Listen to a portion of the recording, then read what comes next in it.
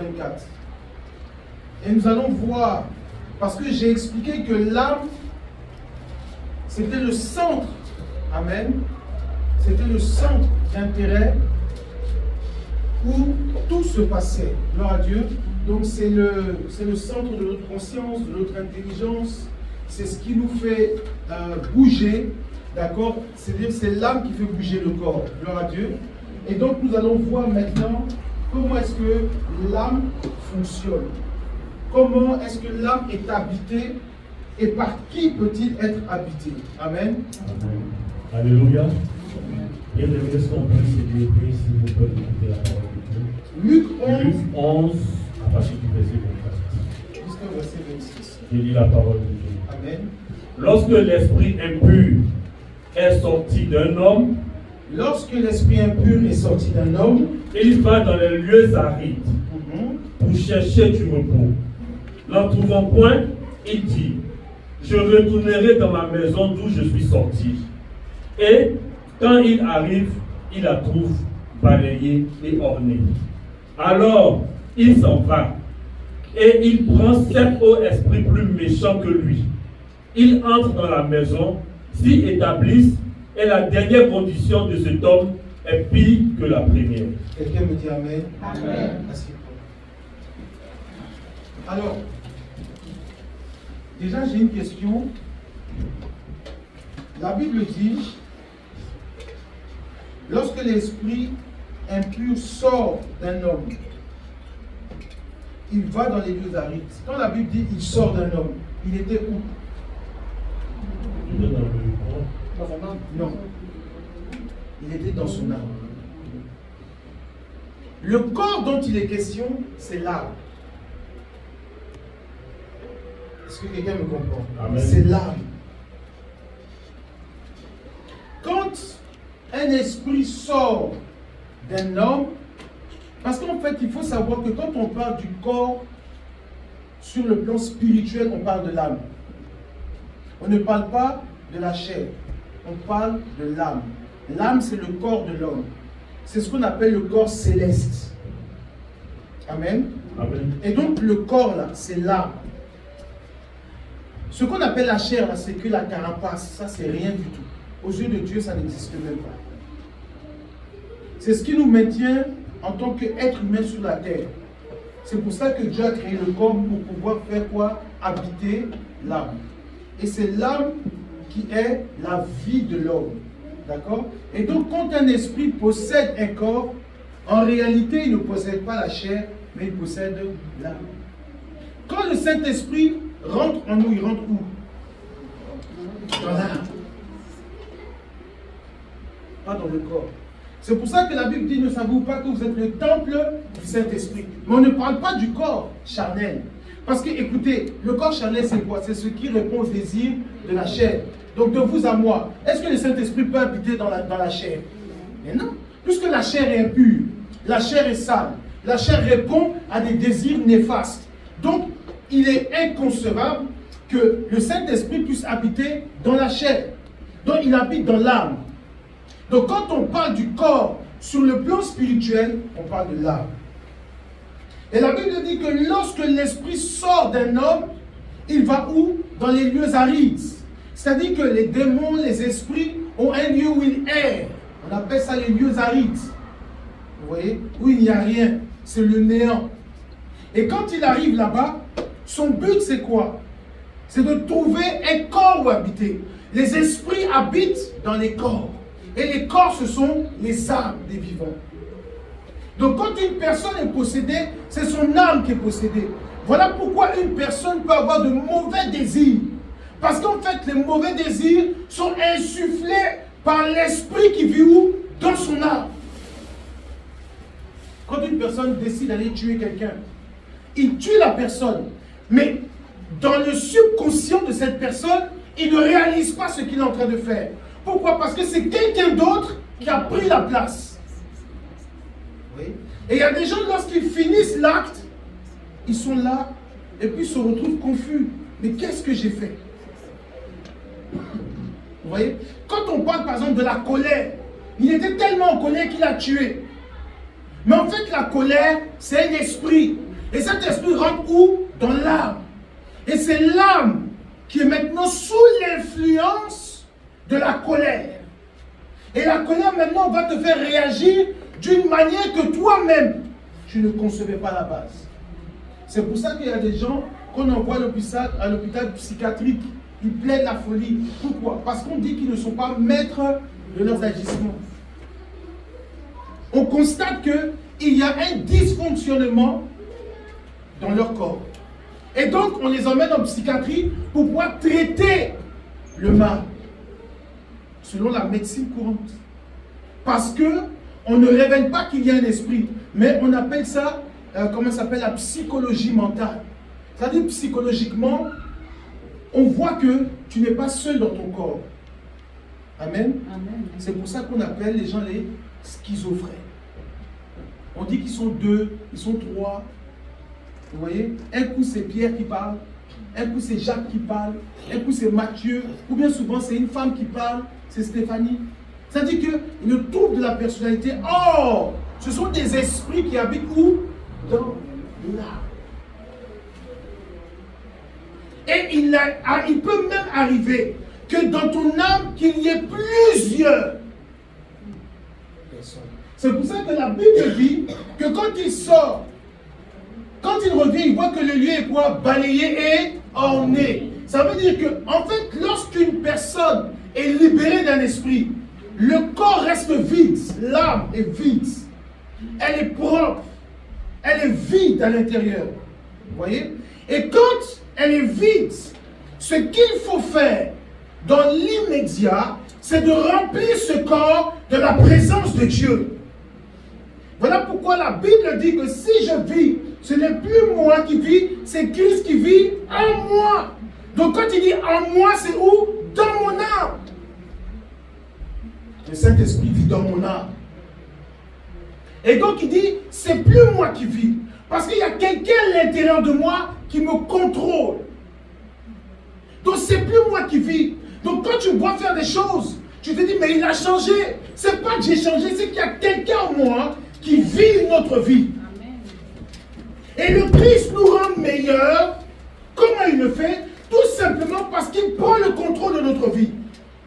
Donc ça dit que quand Sarah pense à manger, l'esprit en lui dit ne mange pas. Alléluia. Amen. Et c'est pour cela qu'il arrive que nous prenons des temps de jeûne. Pourquoi? Parce qu'il y a une force en toi qui te dit de ne pas manger. Amen. Amen. Souvent, tu as un désir, tu as envie d'aller à tel endroit.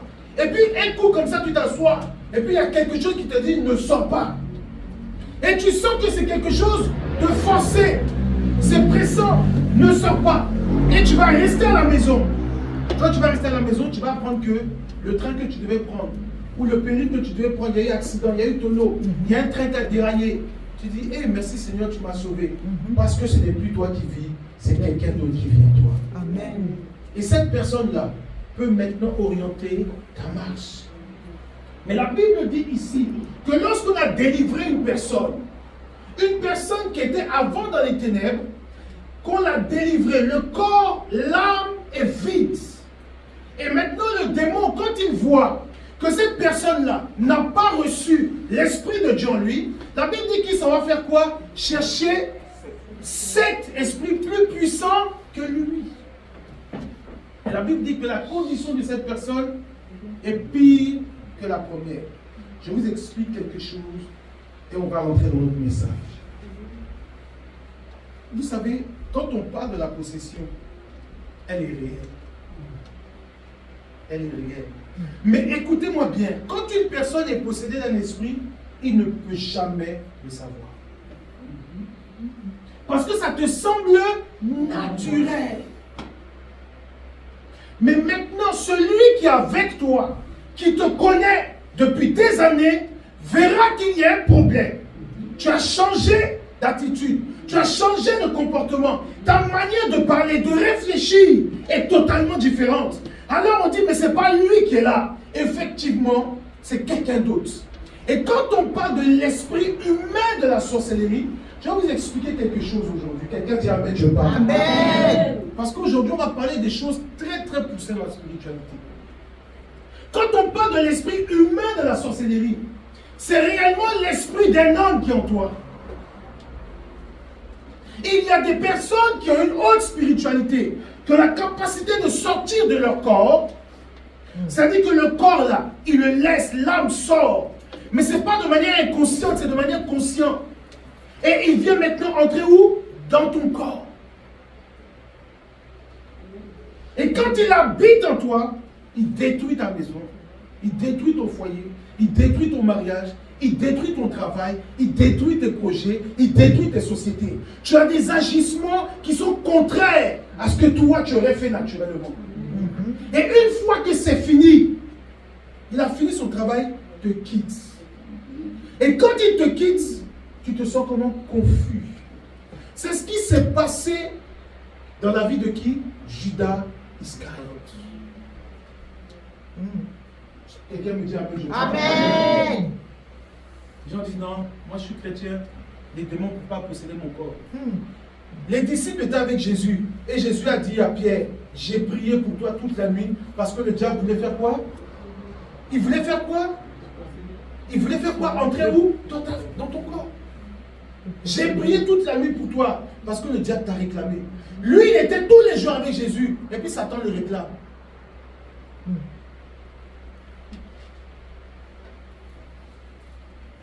Même Judas, lorsqu'il a fini de livrer le Seigneur, la Bible dit quoi? Quel est le sentiment qu'il avait? Les remords. Mais donc ça veut dire quoi? Qu'il était manipulé. Il y avait quelque chose en lui qui l'animait, qu'il ne pouvait pas comprendre. Jusqu'à ce qu'il finisse le travail. Regardez, Jésus dit, il y a un parmi vous, nous sommes en train de manger, mais il y a un qui a mis la main dans le plat. C'est lui qui va quoi? Me tromper. La Bible dit, à cet instant, eux tous, ils avaient la main dans le plat. Jésus était sage.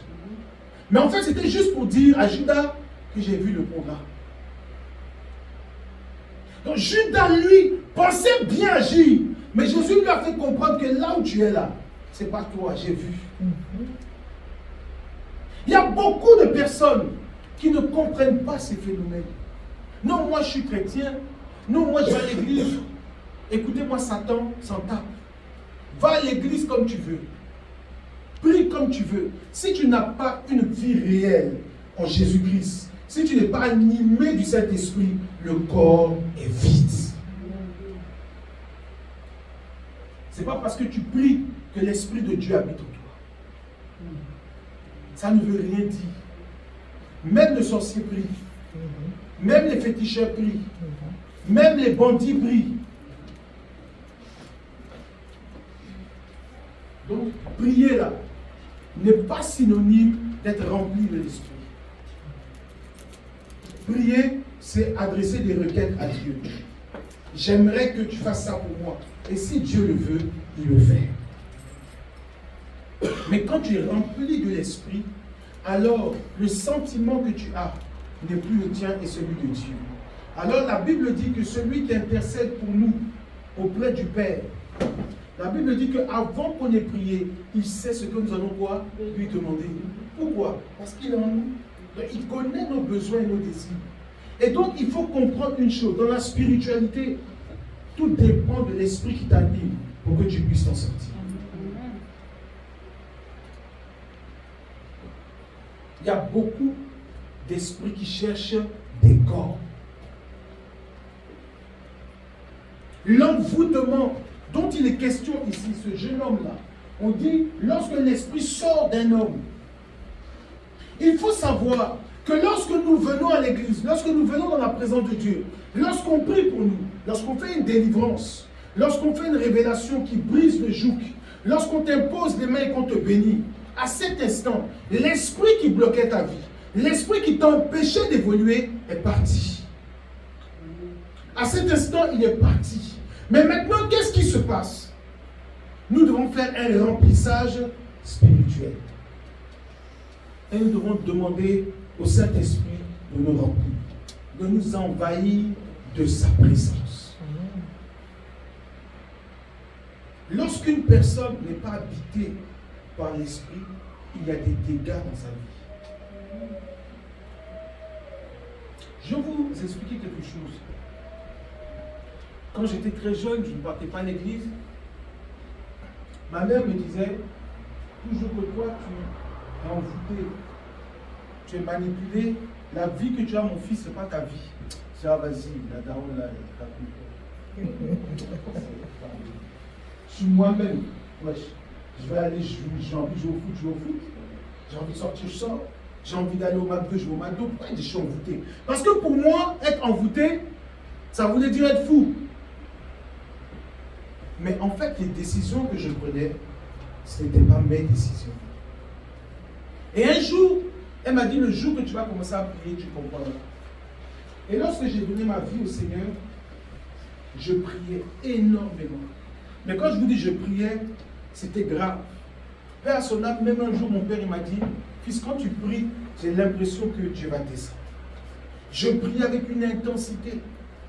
Et vous savez, un jour, dans un songe, il y avait des gens qui me poursuivaient. Je courais, et là, il y a une voix qui a retenti, qui m'a dit, pourquoi tu cours? Je suis avec toi. Alors, je me suis retourné, et je voyais le village maternel et le village paternel de mes parents qui me poursuivaient. C'est-à-dire, c'était les liens de famille. Écoutez-moi bien. Et il y a quelque chose en moi qui m'a saisi.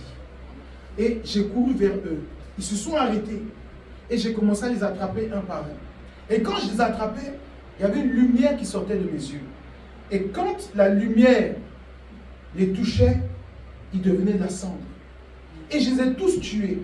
Et quand je suis arrivé au dernier, je lui disais, regarde-moi dans les yeux. Il ne pouvait pas me regarder. Et il m'a dit, lâche-moi. Et quand je l'ai lâché, il m'a dit, depuis le jour que tu as commencé de prier, tu nous déranges. Ça nous fatigue. Il a dit, tu nous fatigues. Tes prières nous fatiguent. Et il a fait comme ça. Il a ouvert ses mains. Et la terre s'est ouverte. Et il y a un livre qui est sorti. Et quand le livre est sorti, il a pris le livre et il m'a remis le livre. Et il m'a dit, c'est ta vie qu'on avait mis sous la terre. Mais aujourd'hui, tu es libre. Va-t'en. Le dimanche, j'ai voulu voir mon père à l'église. Je lui ai expliqué, il m'a dit, fils, toi-même tu as fait ta délivrance, tu es libre. Mais j'ai compris ce jour-là ce que ma mère me disait. Parce qu'il m'a dit que ta vie, là, elle était dans la terre. C'est-à-dire que nous, là, on était assis sur ta vie. Souvent, tu te débats, tu fais des choses, tu ne te rends pas compte. Parce qu'en fait, tu n'as pas les notions spirituelles. Toi, tu penses que oh, c'est la poisse. À chaque fois que je trouve quelqu'un, ça ne marche pas. Ce n'est pas une question de poisse, c'est une question qu'on est entré dans ton âme. Et on a stoppé l'évolution de ta vie. Mais je déclare ce matin, dans le nom de Jésus-Christ, que tu reprends le contrôle de ta vie. Amen. C'est là qu'il faut comprendre que quand on est enfant de Dieu, on ne joue pas avec sa spiritualité. Je vais vous expliquer comment est-ce qu'un démon, comment est-ce qu'un esprit impur peut rentrer dans la vie d'un chrétien. Il y a des portes qui s'ouvrent. Et ces portes-là, quand elles sont ouvertes, les esprits rentrent et ils sortent. C'est pour ça que la Bible dit, veille sur ton cœur plus que tout. Pourquoi tu dois veiller? Parce que c'est là que tout se passe. Quand tu laisses rentrer le mauvais, ça te détruit. Regardez, lorsque Caïn a tué son frère Abel, avant qu'il ne puisse tuer son frère, qu'est-ce que Dieu lui a dit? Qu'est-ce qui était couché à sa porte? Le péché. Le péché. Il parlait de quelle porte? De son âme. Parce que quand Dieu parle, il parle de manière spirituelle. Il dit le péché est couché où? À ta porte. Ça veut dire que ton âme là a ouvert quoi? La porte. Parce qu'il y a la colère, il y a la jalousie, il y a l'amertume qui est entrée. Et donc c'est une porte qui s'est ouverte. Et le péché veut rentrer.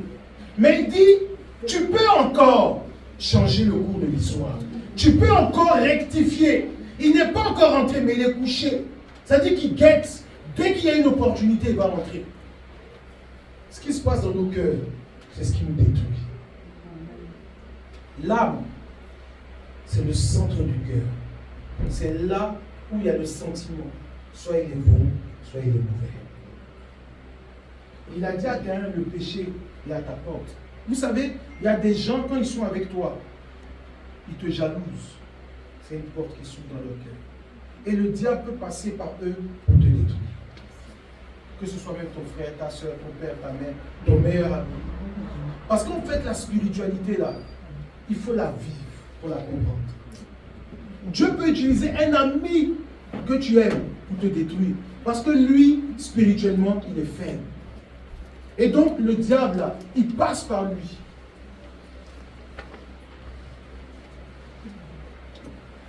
Est-ce que quelqu'un me comprend? C'est pour ça qu'il y a beaucoup de destruction dans nos vies. Tu étais bien dans ta vie, tout a basculé. Parce qu'une faiblesse a ouvert la porte. Amen. Vous savez que le simple fait même de se mettre en colère contre quelqu'un pendant des mois et des années, ça ouvre la porte à des légions et des légions. Parce qu'aussi longtemps que la porte est ouverte, les démons peuvent entrer et sortir. Et toi, tu es un dépôt toi-même, si je veux dire. C'est-à-dire que en toi, là, il y a tout ce qui est mauvais. Et il faut, à partir d'aujourd'hui, que tu restaures ton âme. Vous savez, il y a des prophéties qu'on va donner qui vont tarder à s'accomplir. Parce que Dieu veut dans un désir, mais ton âme ne lui permet pas d'agir. Comment se fait-il que des promesses souvent ne s'accomplissent pas dans la vie de certaines personnes? Dieu a dit, mais ça tarde pour s'accomplir. Tout simplement parce qu'en fait ton âme n'est même pas favorable. Si Dieu lâche ta bénédiction, tu vas la détruire. Parce que quand Dieu bénit, c'est notre âme qui bénit. C'est pour ça qu'il dit, je souhaite que tu prospères à tous égards comme prospère l'état de ton âme. En fait, la bénédiction, là, elle n'est pas physique, elle est spirituelle. C'est pour ça ceux qui disent que Dieu m'a béni parce que j'ai eu une voiture ou j'ai eu un travail. En fait, c'est une bénédiction. Mais la bénédiction n'a pas eu lieu quand tu as acquis la voiture. Mais la bénédiction a eu lieu dès lors où Dieu a déjà transmis cela dans ton esprit. Amen. Et donc, il fallait juste le temps et la volonté de Dieu pour que cela s'accomplisse. Voilà pourquoi la Bible dit qu'il y a un temps pour toutes choses. C'est-à-dire que la bénédiction a un temps bien fixé. La Bible dit que la prophétie marche vers quoi? Son terme. Ça veut dire que on peut te dire quelque chose, mais cette chose a un temps où elle doit s'accomplir. Est-ce que quelqu'un comprend ce matin? Amen. Lisons rapidement Romains 8, verset 26. Nous allons comprendre un peu les choses. Romains 8, verset 26. Je lis la parole de Dieu. Oui. De même aussi l'Esprit nous aide dans notre faiblesse, car nous ne savons pas ce qu'il nous convient de demander dans nos prières. Mais l'Esprit lui-même intercède par des soupirs inexprimables. Quelqu'un me dit Amen. La Bible dit de même, l'Esprit nous aide dans nos faiblesses. Car nous ne savons pas ce qu'il nous convient de demander dans nos prières. Je vais vous expliquer. Quand on prie, je vais vous expliquer c'est qui prie. Hein? C'est l'âme qui prie. Voilà pourquoi Jésus a dit que certains prient avec quoi? Le bout des lèvres. C'est pour ça qu'il n'y a pas d'exaucement. Il faut que ce soit ton âme, c'est un désir profond. Et la Bible dit que l'Esprit nous aide. Il nous quoi? Nous aide. C'est-à-dire que quand tu es en train de prier, que ton âme se tourne vers Dieu, qu'est-ce que l'Esprit de Dieu fait? Il t'aide. Comment il t'aide? Il t'aide comment? Il va te dire, Christelle, souviens-toi en 99, à telle heure, telle date, toi tu avais oublié. Il y a tel homme qui est rentré dans ta vie, voilà ce qu'il a fait. Il y a telle sœur, voilà ce qu'elle t'avait dit. C'est une malédiction, c'est un envoûtement. Brise ça au nom de Jésus. Et donc pendant que tu pries, l'Esprit lui t'aide. Il te donne des informations. Et tu commences à te souvenir des événements passés.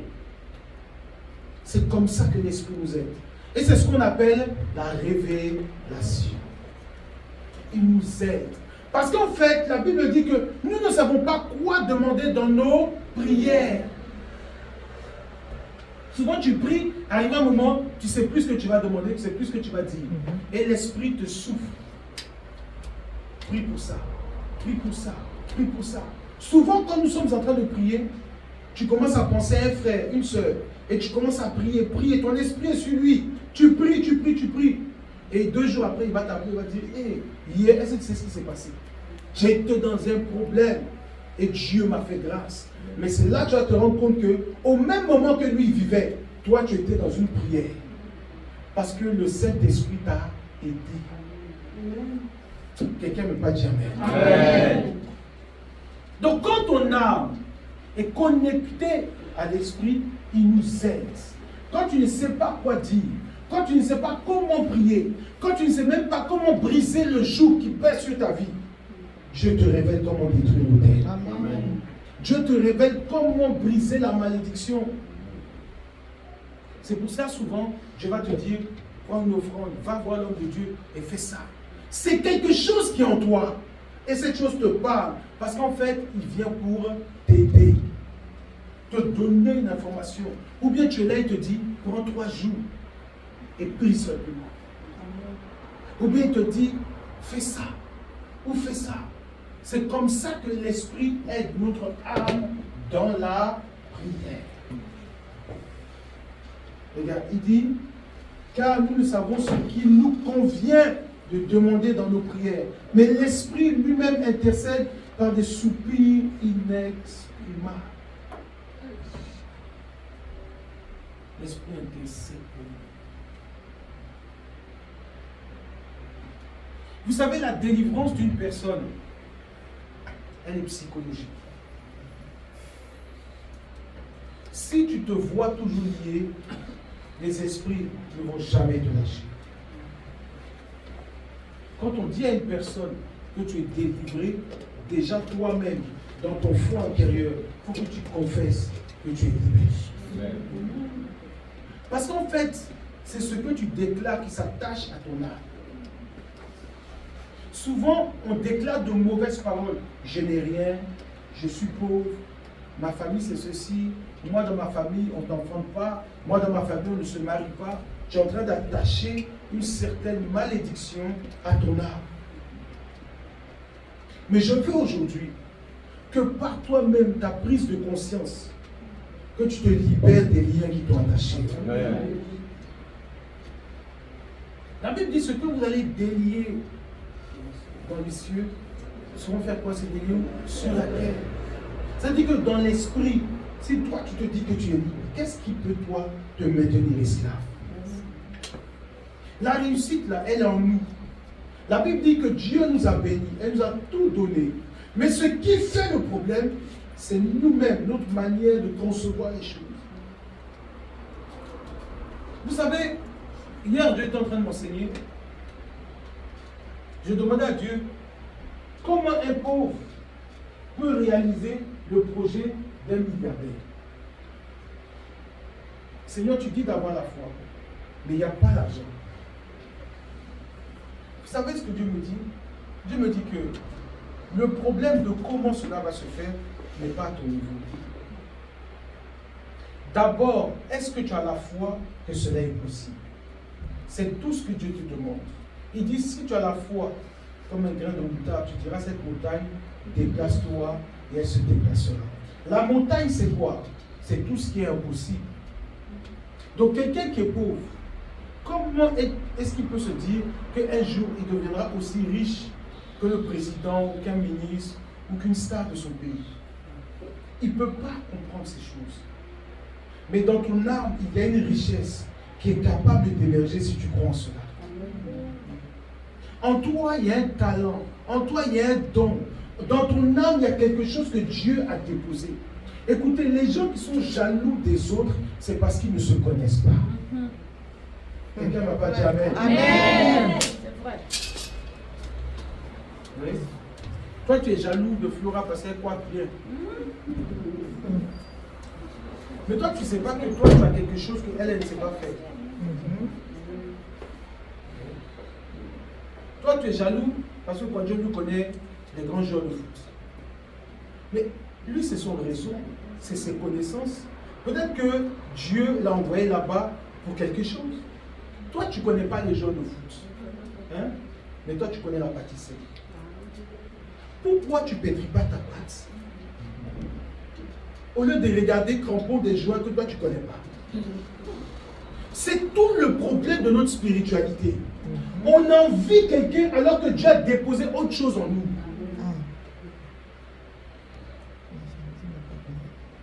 Oui. Par exemple, tout le monde veut prophétiser parce que c'est un don. Waouh! Oh, Dieu m'appelle, Dieu te dit, Dieu parle, Dieu parle. Il est fort, hein? C'est vrai, il est fort. Amen. C'est vrai, Dieu l'utilise. C'est bien. Alléluia. Mais est-ce que tu sais que lui, il voit? Amen. Mais tu sais qu'il y a des pasteurs, eux qui ne donnent pas de révélations, ils enseignent. Amen. Et que Dieu peut les bénir plus que celui qui voit. Amen. Moi, souvent, avant, quand j'étais plus jeune dans le ministère, je regardais, je dis, mais comment ce pasteur-là il fait? Je n'ai jamais vu chasser un démon. Je n'ai jamais vu faire parole de connaissance sur quelqu'un.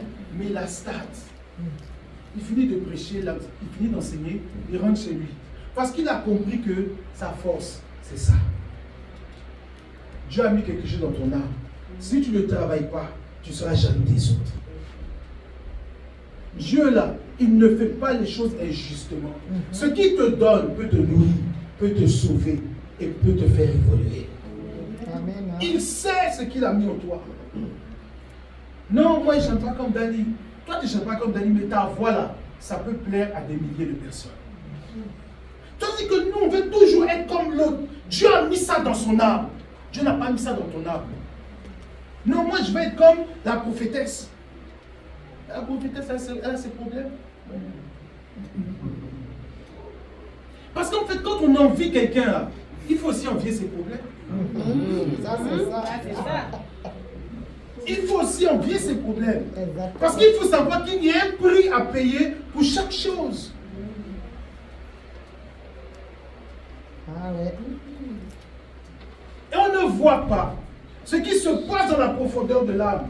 C'est tout le problème. Mais si tu voyais les combats qui sont liés à son étoile, certainement toi tu dirais c'est bon, garde ton don, garde ta richesse, garde ta vie. Ça, c'est Il y a des gens qui sont sans repos. Quand ils rentrent le soir, ils sont obligés de prier jusqu'au matin. S'ils ne prient pas, c'est fort probable que le matin ils meurent.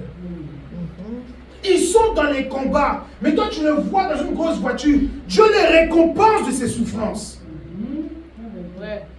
C'est pas parce qu'il est meilleur, mais il souffre à un niveau qu'il faut quand même qu'il ait un réconfort quelque part. Il y a des combats que nous vivons qui sont liés à notre étoile. L'étoile, c'est ton âme, c'est là où il y a toutes les informations qui te concernent. C'est là qu'il y a tes combats, tes réussites, tes échecs et tes bénédictions. Donc dans l'âme, il y a le processus de la gloire d'un homme. Donc chacun de nous doit vivre son histoire. Tu ne peux pas vivre l'histoire de quelqu'un. Tu vivras ton histoire. Si dans ton étoile, dans ton âme, Dieu a dit que tu vas tomber 3 fois. Tu vas beau faire les stratégies, tu tomberas 3 fois. Mais Dieu dit, au bout de la 3e fois, il t'élèvera. Il y a des choses qui nous arrivent. C'est parce que c'est écrit. C'est parce que nous sommes trop charnels.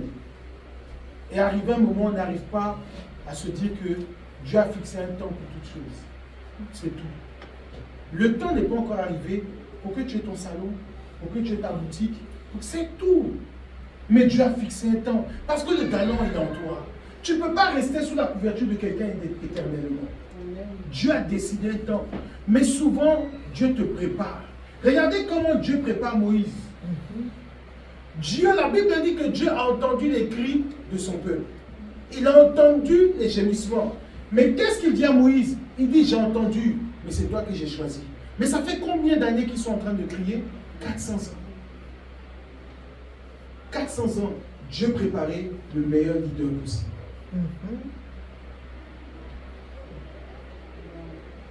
400 ans pour trouver un homme. 400 ans pour trouver un homme. Et quand il a trouvé Moïse, fils de Lévi, de la maison de Lévi, qu'est-ce que Dieu va faire? Dieu voit que Pharaon, c'est un homme fort spirituellement. C'est un homme puissant. Alors qu'est-ce que Dieu fait? Il envoie où? Moïse chez Pharaon. Pourquoi? Pour pouvoir apprendre son futur adversaire. Si tu ne sais pas contre qui tu combats, tu ne vas jamais le gagner. Alors, quand Moïse arrive devant Pharaon, il n'a pas peur de Pharaon. Si Dieu avait pris un esclave pour lutter contre Pharaon, cet esclave qui avait vécu toute sa vie sous le joug aurait eu peur même de parler à Pharaon. Il a dit, toi esclave comme ça, c'est toi, cachot. Mettez-le moi rapidement en prison. Un impoli comme ça. Mais Dieu a pris quelqu'un qui a appris dans la cour de Pharaon, qui savait comment parler à Pharaon, qui connaissait le caractère de Pharaon, qui connaissait l'esprit que Pharaon avait.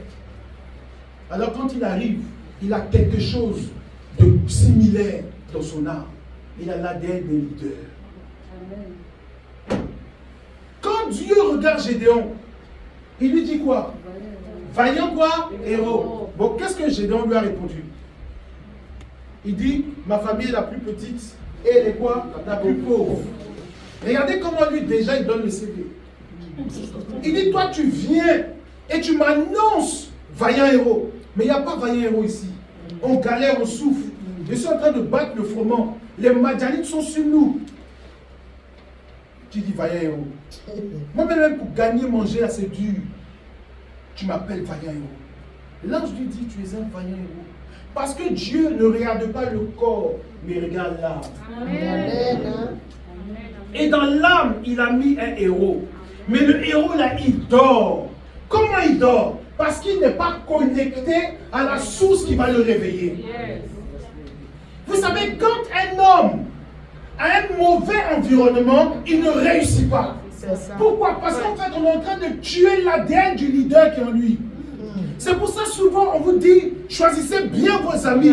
Non, moi c'est mon ami, c'est ma copine, ça fait longtemps ensemble. Dieu s'en fout. C'est ton meilleur ami, mais lui ne t'emmène pas loin. C'est ton meilleur ami, mais il ne fait rien pour toi. Lâche-le et connecte-toi à celui que Dieu a prévu pour toi. Amen. Vraiment. Moïse, si Dieu n'avait pas créé le meurtre, il n'allait jamais quitter la maison de Pharaon. Jamais. Il fallait que Dieu mette ce sentiment et qu'il fasse une erreur grave. C'est l'erreur grave qui l'a fait fuir. Vous savez, comme l'évangéliste Alex a prêché la dernière fois le confort, il était trop bien dans la maison de Pharaon. Il mangeait matin, midi, soir, même goûter, il y en avait. Et puis toi, tu vas quitter pour retourner les esclaves. Pour faire quoi? Mais Dieu a créé une erreur, un problème, et il a dû quitter. Il y a beaucoup de personnes qui sont là. Non, c'est mon ami, on se connaît depuis des années. Et alors?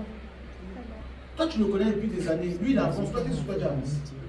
Est-ce qu'un jour même, il a pris le soin pour te dire, ça fait 20 ans qu'on est ensemble. Tiens, réalise. Est-ce que tu comprends un peu la spiritualité des choses? Tu peux avoir des amis qui sont bien placés, qui ne vont jamais rien faire pour toi. Parce que tu ne comprends pas que tu n'es pas né pour être connecté à eux. Amen. C'est ta chair qui t'a connecté. C'est la chair et le sang. C'est une amitié charnelle, mais elle n'est pas spirituelle. Quand tu fais une rencontre spirituelle, la Bible déclare que quand David a croisé Jonathan, son âme a été attachée à l'âme de qui? David. Et il était prêt même à trahir son père à cause de lui. David avait tout pour réussir.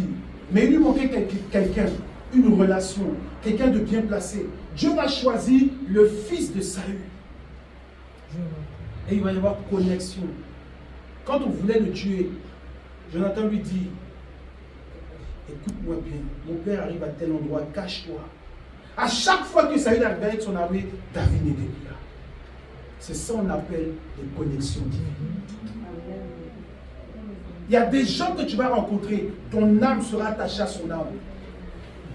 Il va t'aider comme s'il te connaissait depuis toujours.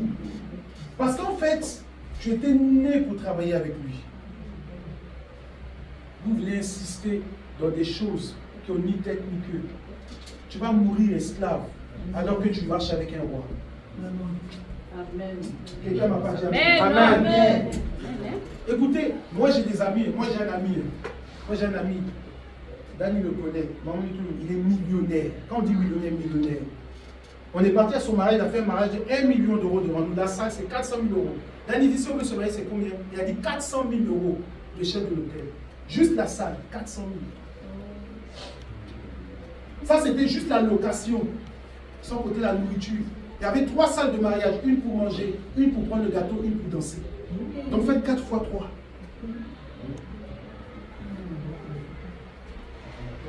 Quand on est arrivé, même c'est le cortège de Ferrari qui est arrivé, les Rolls-Royce. C'est mon ami. Mes frères, Dieu ne m'a pas destiné lié à lui. Amen. Sinon, s'il veut me faire, il peut m'aider. Mais ce n'est pas en lui. Parce que Dieu ne permet pas que lui puisse m'aider. C'est ce que les gens ne comprennent pas. Il faut être spirituel pour réussir. À qui est-ce que ton âme doit s'attacher? Il y a des gens qui n'ont pas l'argent, mais ils ont la parole de bénédiction pour toi. Amen. Amen. Yeah. La réussite n'est pas dans l'argent, elle est dans la bénédiction. La Bible dit c'est la bénédiction de Dieu qui enrichit. Amen. Tu peux marcher avec les gens qui ont l'argent, toi tu vas rester pauvre. Mais tu vas marcher avec quelqu'un qui est béni. Quand il va déclarer, tes affaires vont prospérer. Amen. Courez après le vent. La Bible dit, que sert-il à un homme d'avoir le monde s'il doit perdre quoi? Son âme. On est trop charnel. Voiture, maison, travail, enfant, mari, ceci, cela. On est pressé pour ces choses. Mais est-ce que tu sais que sous ces choses-là, un matin seulement, tu peux tout perdre? Amen. Un matin seulement. Pendant le Covid, on a vu ceux qui étaient riches pleurer à la télé, qu'ils ne s'en sortent plus. Qui pouvait imaginer qu'un seul virus pouvait mettre à plat des industries, des sociétés, des milliardaires qui ne s'en sortaient plus? Moi-même, j'ai été choqué que l'argent peut finir dans la main de quelqu'un. Mais quand tu as Dieu, même quand il y a la crise, Dieu te maintient dans le standard de la gloire. Parce que quand la bénédiction est dans ton âme, quand la malédiction vient et retourne. Regardez, je vais vous donner un exemple. Joseph, il était un homme béni. Dieu lui a montré qu'il était né pour devenir grand. C'était en lui, dans son âme. Mais regardez, pour qu'il devienne grand, est-ce qu'il devait rester avec ses frères? Non. Qu'est-ce que Dieu a fait? Dieu va mettre un sentiment de colère dans leur cœur pour qu'ils puissent quoi? Le vendre. Pourquoi ils vont le vendre? Pour qu'il puisse devenir ce qu'il a vu dans son rêve. Amen. S'il était avec ses frères n'allaient jamais le laisser devenir un leader. Mais petit, tais-toi, quand on parle, quand on fait réunion, maman Hélène, tu es la plus petite, tu te tais. À moins que maman Hélène ait l'argent, on va dire attentif. La seule chose qui peut faire que le petit peut parler, c'est l'argent. Si tu as l'argent, on va dire grand. On va dire, mais grand est là, il n'a pas encore parlé. Quand c'est les petits m'ont dit grand, c'est l'argent. C'est ça. Joseph était avec ses frères. Dieu connaissait le cœur de ses frères. Donc Dieu fallait qu'il le sorte. Et quand Dieu l'a sorti, alors Dieu maintenant va le connecter à des gens qui ont les moyens de le faire devenir. Vous savez, souvent, ceux qui vont t'aider là, ceux qui vont t'aimer, ne sont pas forcément ceux que tu attendais. Non. Non. Souvent, même un païen va t'aimer jusqu'à t'adopter comme son enfant et te mettre sur son destin. Amen. Ça, c'est vrai. C'est ce que Pharaon a fait pour Joseph. Ce n'était pas son fils, mais il l'a pris comme un fils. Il l'a fait père de sa maison, père de son pays. Et il était sur son héritage. Il est mort en tant qu'héritier de tout son royaume. Est-ce que quelqu'un comprend ce que je suis en train de dire? Amen. Tu vas aller vers des gens.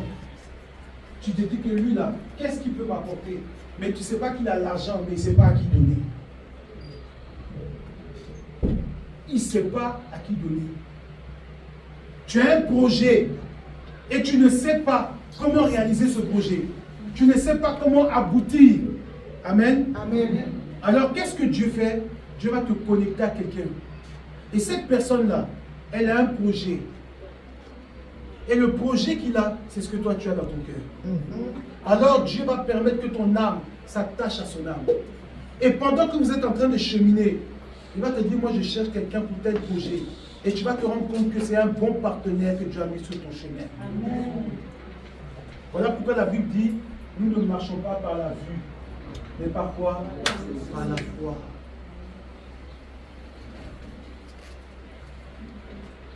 Oh non, je dois me marier là. Moi je connais tel gars, il peut m'aider. C'est là, flop. Il ne te calcule même pas même. Non, moi je dois faire une telle société. Moi je connais un gars, il peut m'aider. Ça fait des années, il ne va jamais t'aider. Parce que tu regardes par la vue. Tu n'es pas un homme spirituel.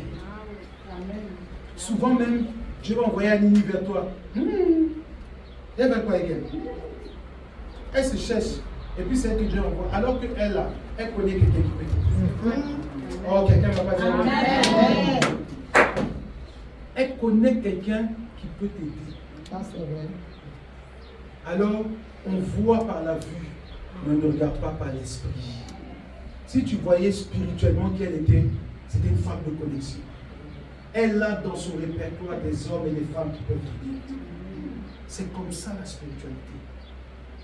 Il y a des gens, quand tu vas les croiser, tu sais qu'à partir d'eux, il y a quelque chose à se passer. Quand tu arrives à entrer dans ton âme, à être un homme de prière et de concentration, tu vas commencer à détecter les choses.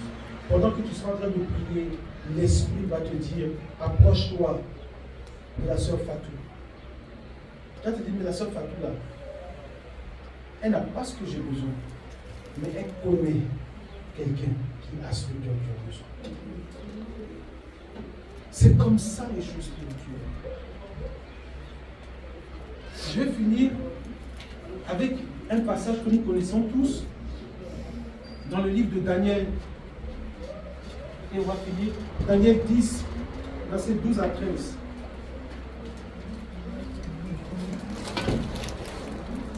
Daniel 10. Et vous allez comprendre quelque chose. Vous allez comprendre la force de l'âme. La force de l'âme. Daniel 10, verset 12 à 13. S'il vous plaît, je veux du calme. Oui. Il me dit, Daniel, Oui. ne crains rien. Oui. Car Oui. dès le premier jour où tu as eu à cœur de comprendre et de t'humilier devant ton Dieu, tes paroles ont été entendues et c'est à cause de tes paroles que je viens. Amen. Quelqu'un dit Amen. Amen. Regardez ce que Dieu dit. Il dit, depuis le jour où tu as eu à cœur de t'humilier devant Dieu, qu'est-ce que l'ange dit? Tu l'as dit depuis le jour. Oui. Depuis le jour où tu as eu à cœur de t'humilier, de t'humilier devant ton Dieu, Oui. tes paroles ont été entendues et c'est à cause de tes paroles que je viens. Écoutez, il y a un grand problème dans ce texte. Je ne sais pas si vous voyez. Quand on lit les Écritures, il faut bien lire et comprendre. Depuis le jour où tu as eu à cœur, tes paroles ont été quoi? Entendues. Est-ce que c'est logique? Tu n'as pas encore parlé. Tu n'as pas encore parlé. Mais tu as eu dans ton cœur le projet de t'humilier. Dieu dit qu'il a quoi? Entendu.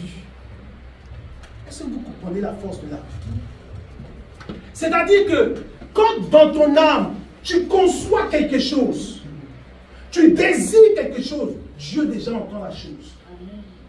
Ça dit que c'est pour ça que la Bible dit qu'avant même que tu n'aies formulé, Dieu quoi? Il sait. Donc ça dit que quand tu as de bonnes intentions, tu as à cœur de prendre le temps de jeûne, avant que tu n'aies jeûné, Dieu dit qu'il t'a exaucé. Amen. Et donc ça veut dire que la prière que tu vas faire là, c'est une formalité. C'est une formalité. Tu es déjà exaucé. Voilà pourquoi la Bible dit, lorsque vous priez, croyez que vous avez déjà quoi? Obtenu. En fait, nous prions, mais en fait, c'est le résumé de l'accomplissement de ce qui s'est fait dans le spirituel.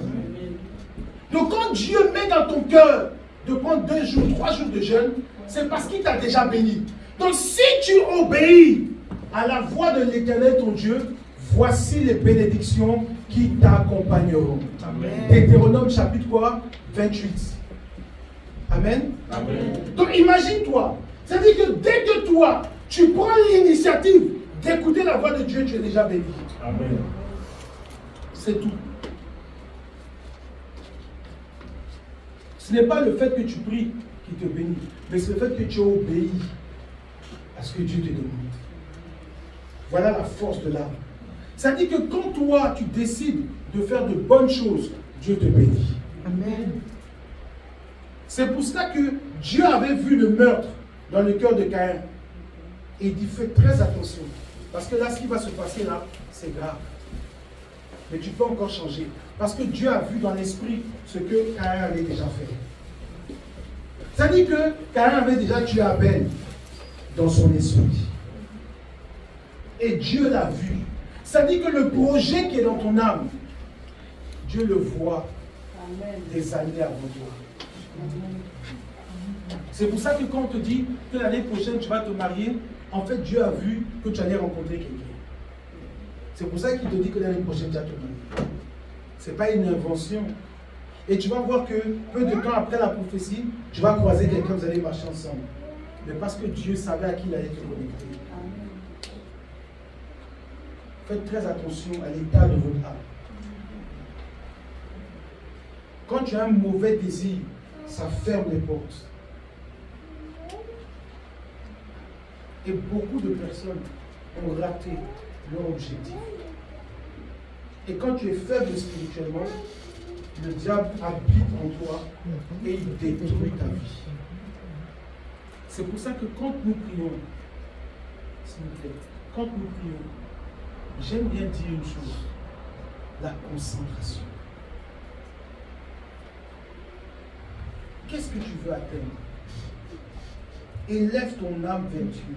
David dit, mon âme soupire après toi. La Bible dit que Dieu cherche les vrais adorateurs. Qu'il adore comment? En esprit. Pas un adorateur qui vient ici pour parler, mais que ton âme s'élève en esprit. Il faut que tu apprennes à te connecter au divin. Ce que je suis en train de dire, c'est pour que tu grandisses.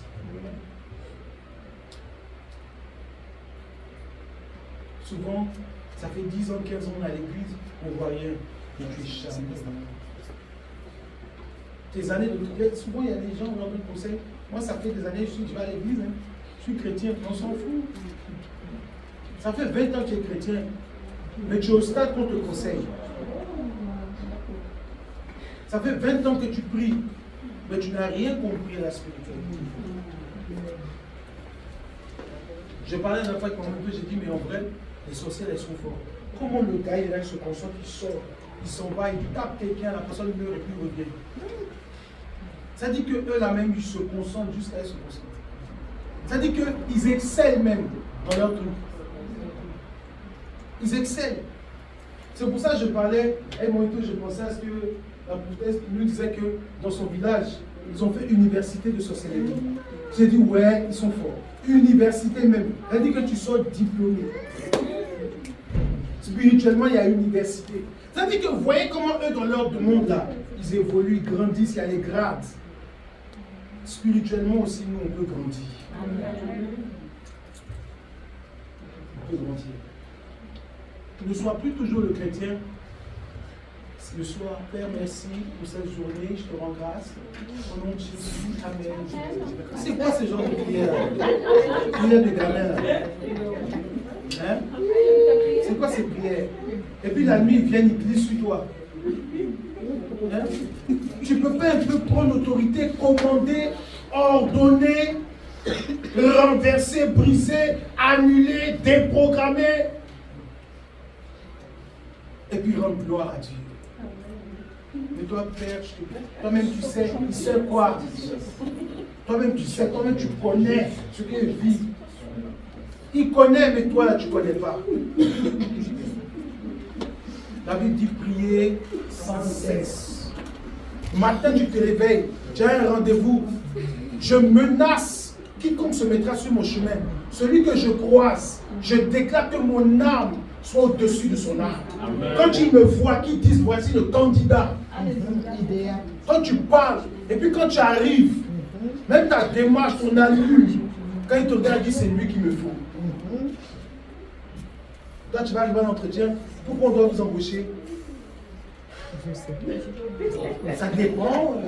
C'est quoi ça? Pourquoi vous devez m'embaucher? Si vous m'embauchez, votre chiffre d'affaires va doubler. Il dit pourquoi? Il dit faisons un test. Tu es un enfant de Dieu ou bien? Tu es un enfant de Dieu ou bien? Oui. Tu lui dis le chiffre va doubler. Parce que la grâce de Dieu est sur toi.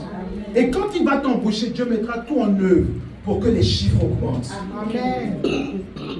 Soit tu as confiance à ce que Dieu a mis en toi, soit tu n'as pas confiance.